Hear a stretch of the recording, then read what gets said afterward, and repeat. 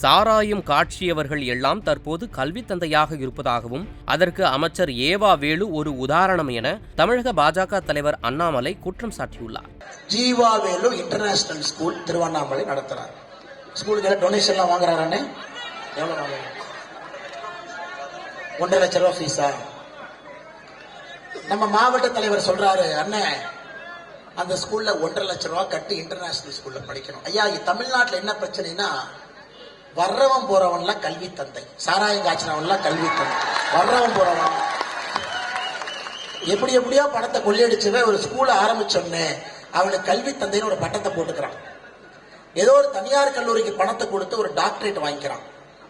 அப்புறம் 4 பேர்த்த கோஷம் கூட வச்சு கல்வி செம்மல் அவனே அவன் டைட்டில் கொடுத்துக்கிட்டு 10 ஆண்டுகள்ல உருமாறி அந்த சாராயம் காய்ச்சினவன் கல்வி தந்தையா மாறிடுறான்.